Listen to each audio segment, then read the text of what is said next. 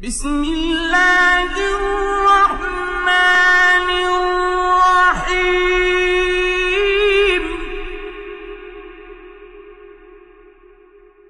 يا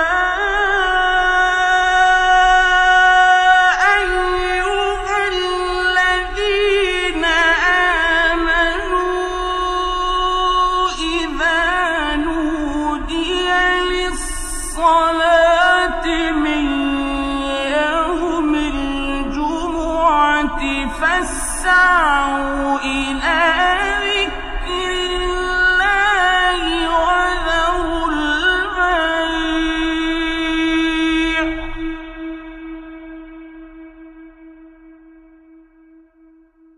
ذلكم خير لكم إن كنتم تعلمون.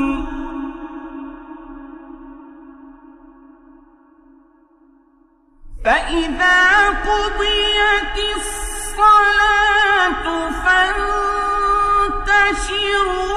في الأرض وابتغوا من فضل الله واذكروا الله كثيرا لعلكم تفلحون.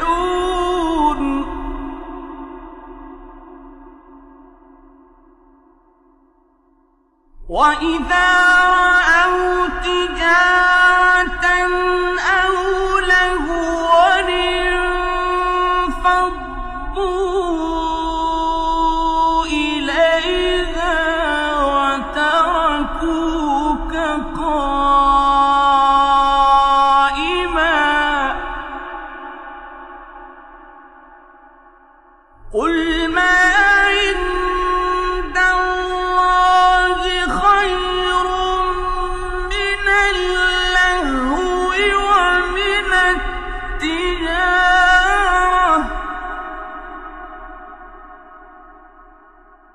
والله خير الرازقين.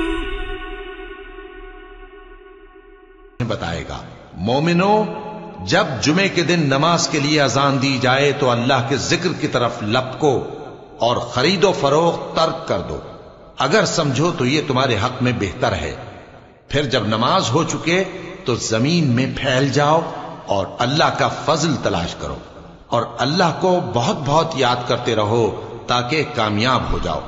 اور جب ان لوگوں نے سودا بکتا یا تماشا ہوتا دیکھا تو ادھر بھاگ لیے۔